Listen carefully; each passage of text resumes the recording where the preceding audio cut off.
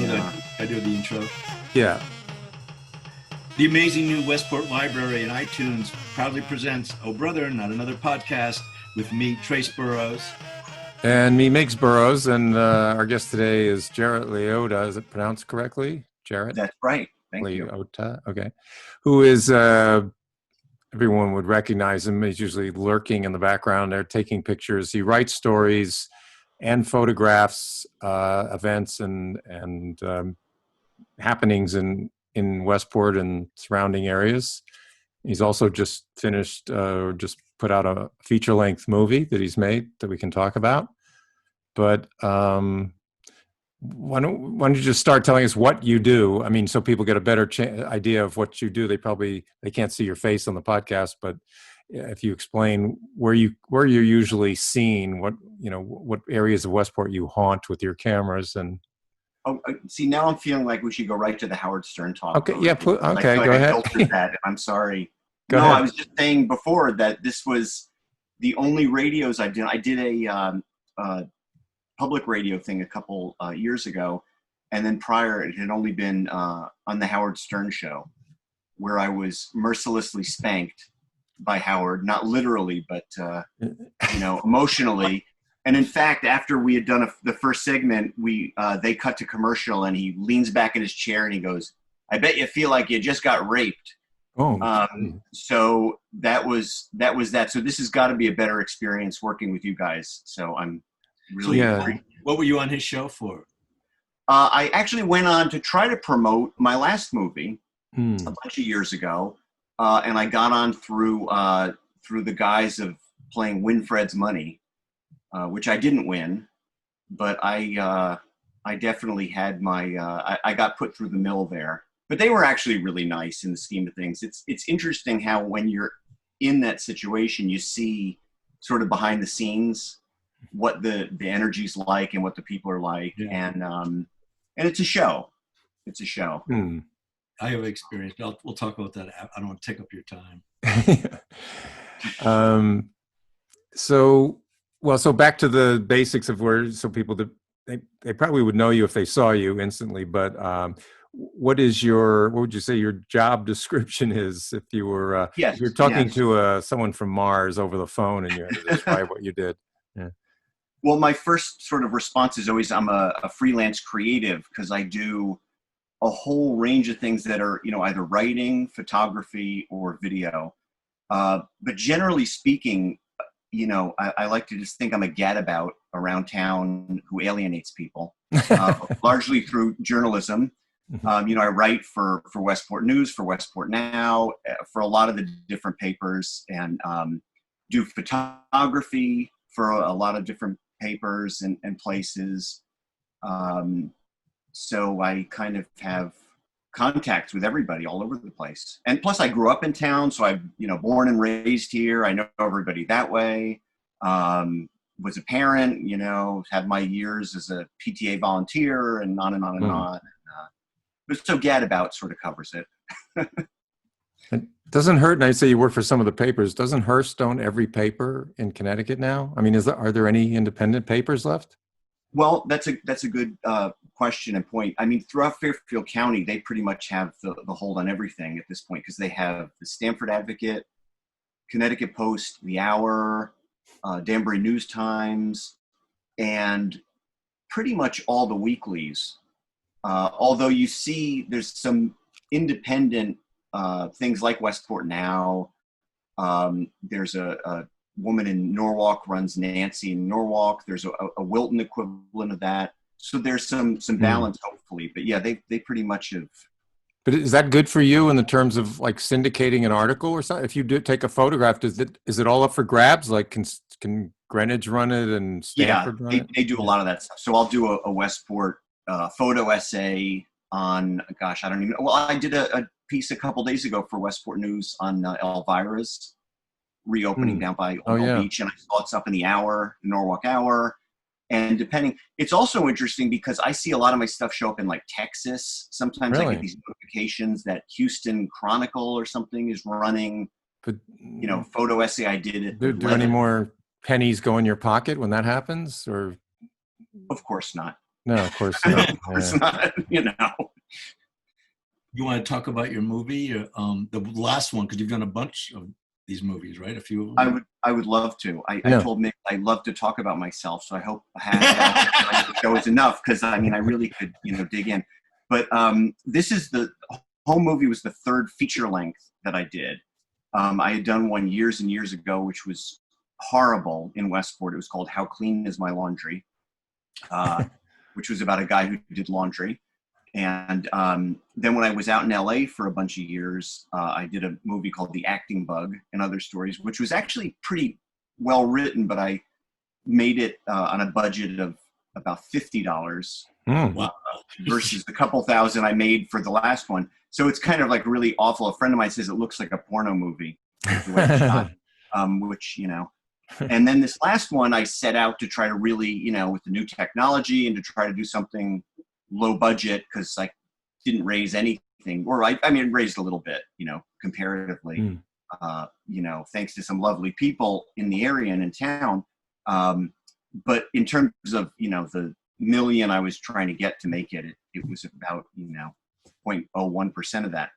So it is what it is, but I'm pretty proud of it. You know, I spent a lot of time on it, and it's, I think the title itself, Home Movie, sort of excuses all the foibles of it, because in essence you can make an argument that it's like a crappy home movie, because I shot everything, I lit everything, I was, you know, directing while I'm trying to shoot. I mean, it was just kind of all like that, and it's shot entirely in my hometown, and the whole story has to do with a young woman coming home to see her mom after her dad dies, and she comes to believe or suspect that her mom may have actually killed him. So Yeah, it's a pretty dark. I saw it. No, I mean, the title belies the, you know, home movie sounds like, oh, a cute little a movie about, I don't know, people going whatever they're doing, having a birthday party or something. It's pretty grisly and dark in places, but yeah. So do you consider is there humor? I haven't know that I've seen your other movies, but is it kind of infused with that kind of humor, or is that just something you tried? yeah, that's a style I can't get away from. You know, it's like when I write anything, and I write fiction too, and just anything I'm doing, I'll even set out to try to do something serious, and it just, you know, because I just don't see the world seriously. I mean, it's just such a, you know, we either can sort of see how tragic everything is, or we can step back and laugh, and sometimes it's kind of a combination of both. And yeah, I just kind of have that tendency to one-liners. Well, Trace made a feature length. I mean, maybe, I don't know, do you have a question as a fellow filmmaker? Because I've never had that. So this movie or the other movies you've done, did you have to pay actors, and also did you have to pay for using locations? No, none in either case. Oh, we're talking bottom of the barrel, you know, paying for food and a little bit for transportation. This last project was a Screen Actors Guild contract, but it was called a new media contract. So it was like low budget, payment deferred to actors.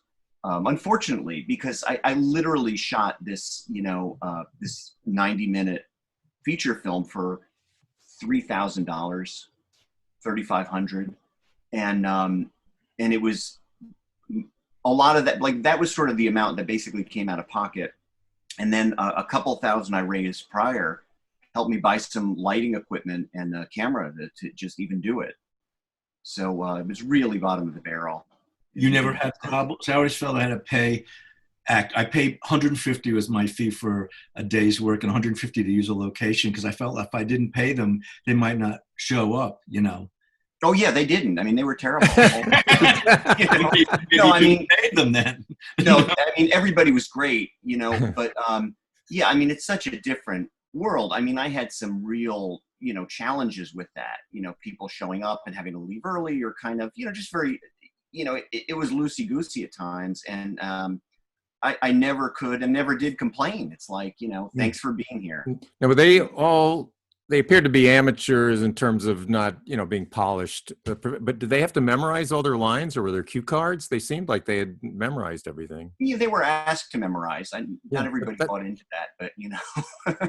Yeah, but that's not So easy to do either. Was there any Did you allow them to improvise? no, No. I'm a Okay. tyrant on the set. I feel, Yeah. you have to do my words, but they improvised anyway, and I wasn't paying attention because I was behind the camera, running around trying to do the lighting or get the food ready for people. So, Hmm. no, it's all scripted the way it is, and depending on the actors, I mean, some work differently. Some are off book, so to speak, when they get to the set. Others, it's kind of more of a process when they're on the set. But really, truly, everybody did. Everyone was great. They show up for free, and they hopefully be excited about being part of the project and stuff. Yeah, I began with I did the casting call through Backstage, and went into New York, and one of the actors was kind enough to let us use his space to do some auditioning there. And then there was other kind of random things where I knew some people or knew people who knew people locally or more locally. But it's really, really challenging without a casting director, without money in place, and it's, people are enthusiastic when they sign on to a project. And this is, one of many projects I've done like this for no money. And they're all enthusiastic, but then when it comes time to like, okay, but now we've got to rehearse, we've got to show up, you sort of find a lot of people kind of drift away, or they, sorry, or they get gigs, they have to work, they have to make a living doing other things, which is understandable. Mm-hmm. So what's the end game for that?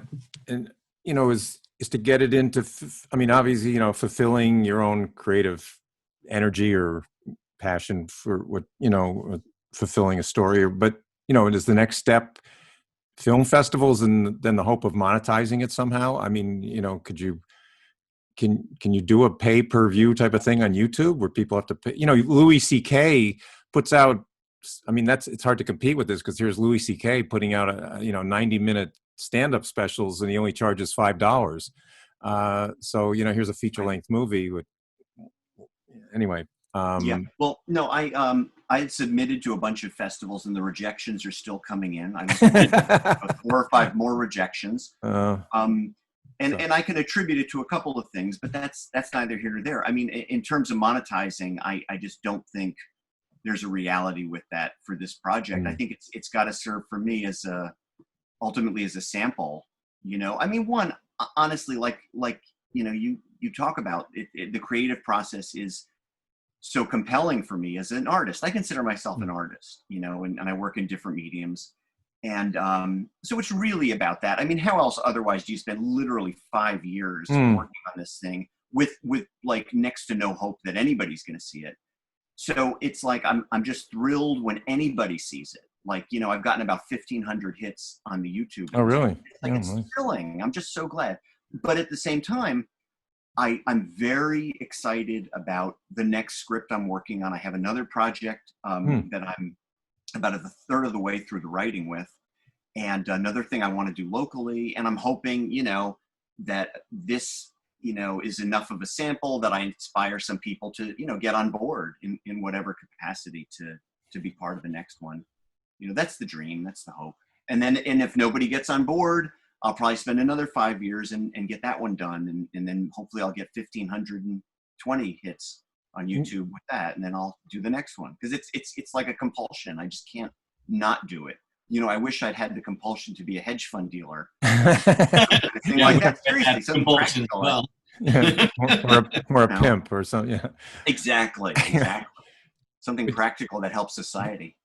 But yeah, especially now. So, but in this, but in your, let's say your day-to-day, you're really a double threat, because usually don't most photographers, I mean, doesn't there's somebody that goes out and writes the story, interviews the thing, and the photographer tags along, takes some shots, and but you do it all, right? You write the story and do you pitch stories? I'm just curious how it works with like any Westport News or the, it's the Connecticut Post. Do you pitch stories, or you just get assignments and are sent places? Yeah, well, it's both, actually. I mean, first off, I'm highly, highly skilled, obviously, as well as dashingly handsome and all this kind of stuff. Well, you're triple threat then. I didn't mean double threat. I didn't mean to insult you. Yeah. But the reality of it is, I mean, especially it's like the creative, and even talking about journalism, as a creative field, so to speak, as a writer or photographer, they're sort of always the first hit. So it's like when they're making, like a Hearst as an example, and I don't even know the details of, over the years, I've worked for so many iterations of the big companies, freelancing for whoever, Connecticut Post or whatever. The first thing they cut is, the field staff. They cut writers, they cut editors, they cut photographers. And so it's like anywhere they can kind of double up or save money, and it's just the way they do things. So your approach to vision, your approach to photography, news photography versus cinematography. What, do you frame a picture the same way? I mean, in your head, do all the same kind of rule, if not rules, but instincts about photography hold true for still or cinema? Yeah, for me, they do. I don't know if that's right or wrong, because I'm not a technician by any stretch. I'm just about what I'm seeing and trying to frame as best I can. The only thing with the news stuff is the timing. More often than not, you have a very short window to grab something. And I try to be very religious, except for occasional, like lately with the epidemic, I'm doing a lot of sort of posed pictures of people on the street. But I try to be really religious about never posing anything. So there'll be times when I'll literally have like a 5-second window to get something, or 15-second window. And I go into it with that sort of artist's eye. I just I'm very aware of like the frame. I don't like to change my frame in post production. I like to sort of catch, what I'm seeing right there. So it's very similar. And that actually, it's a skill that really helps me with the film, video making. It's that idea. Well, and then the other thing I wanted to get in and ask about, because you for anybody that feels sorry for themselves in this situation, Jarret is it sometimes has been before this, up till 2 a.m. at a deadly, P&Z meeting or something. I was just wondering how you sustain your equilibrium, mental balance, or whatever, and what what are you looking for? Because I did see you at a meeting. It wasn't that late, but maybe it ran pretty late. It was 11 or midnight, and you were there the whole time. And I don't know if what are you waiting for? Did you have to wait for a certain person? Usually, is that or waiting for some great shot that's going to happen at the meeting?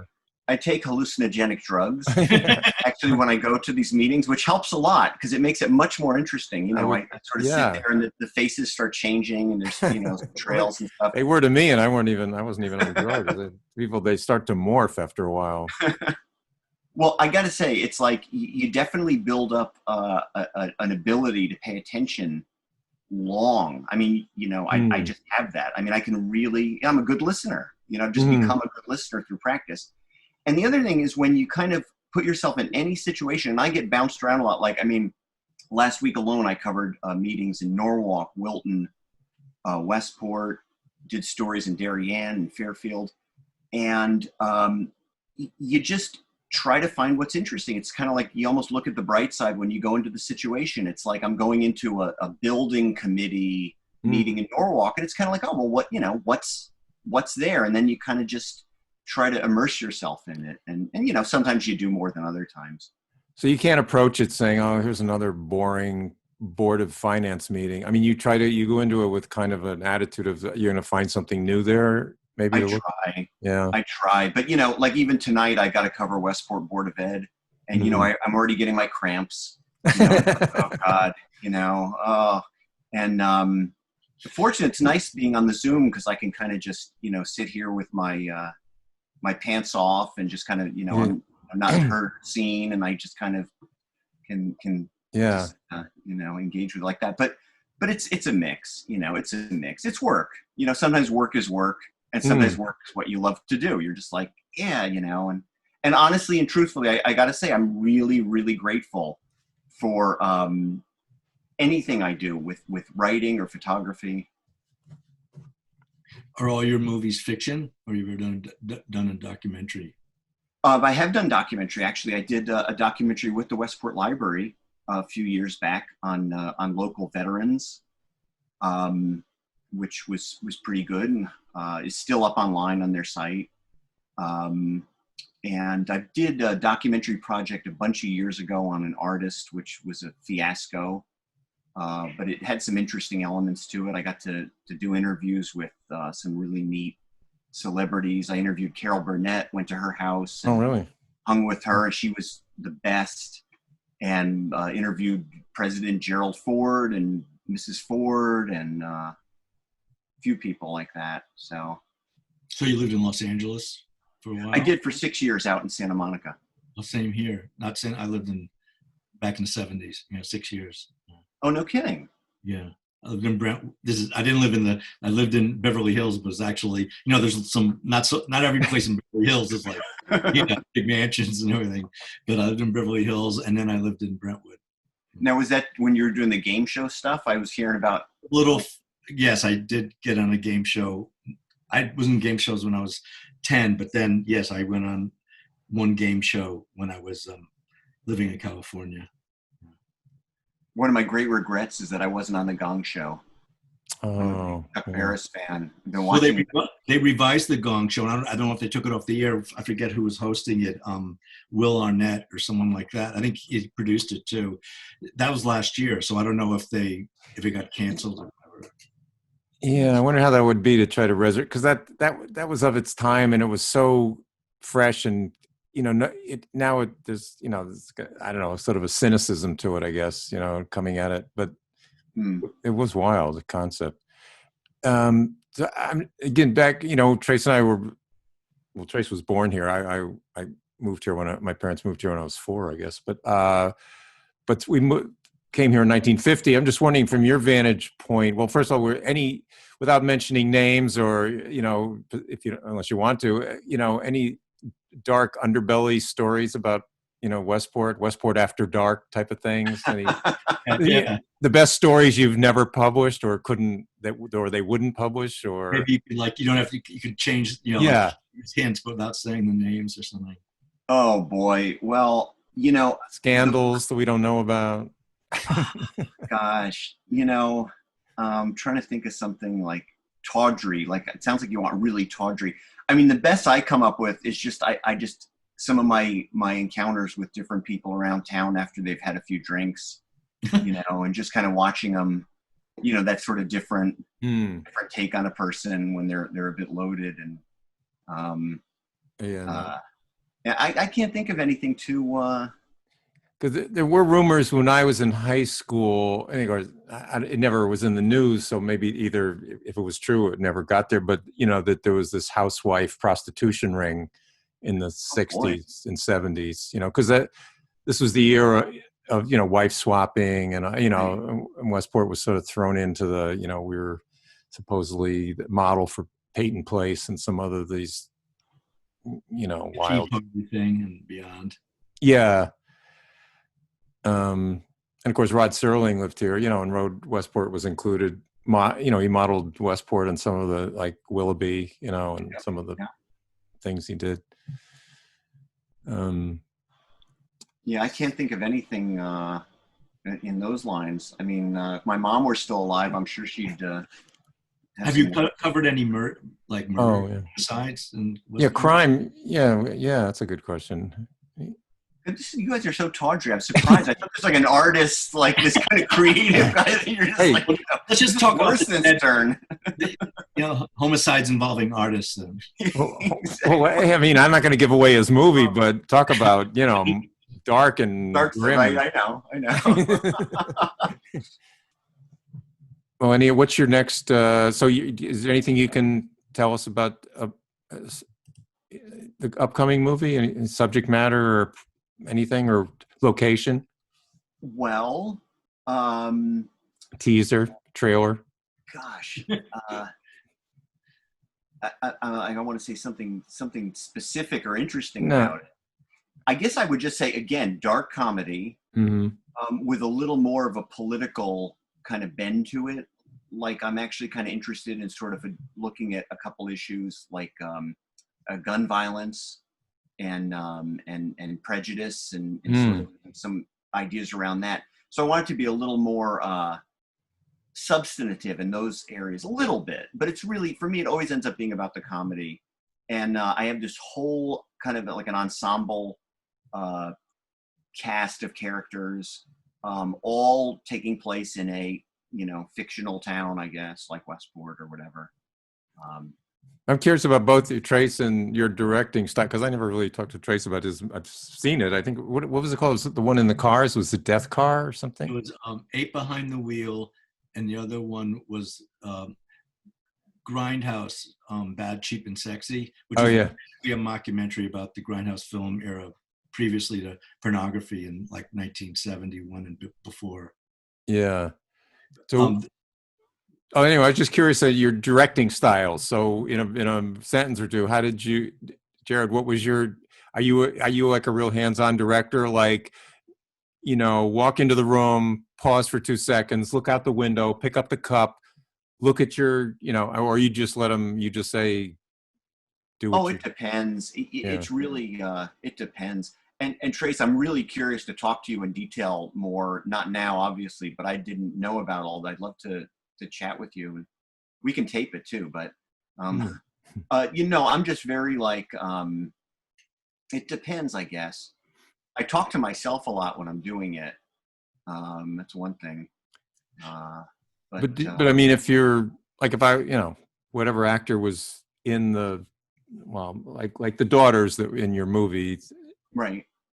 I mean, I don't know how to direct. I've never seen anything being directed, so I don't know how that works. Do you tell them where to look, how to sit, what to do with their hands? I have a thing in my mind where I always sort of feel like you should say as little as possible to the actors. Like you should never demonstrate to them. You shouldn't tell them how to say a line.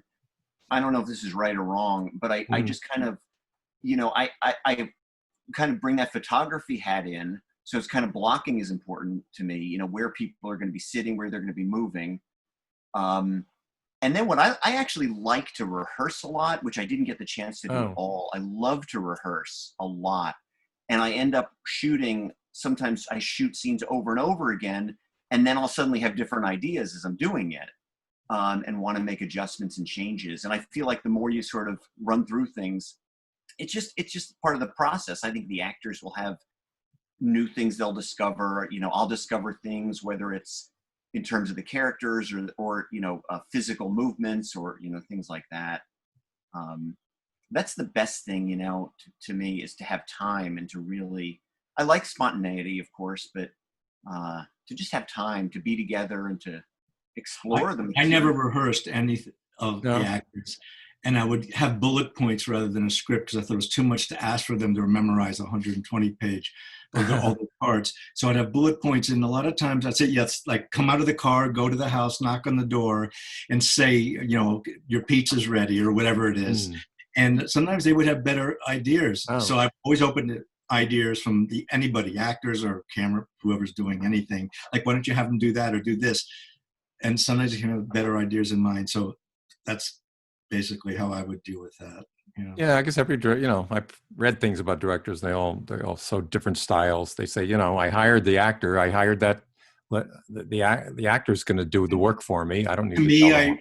I read once, and I believe that a movie is 80% casting. So think of it as I've hired real people as actors.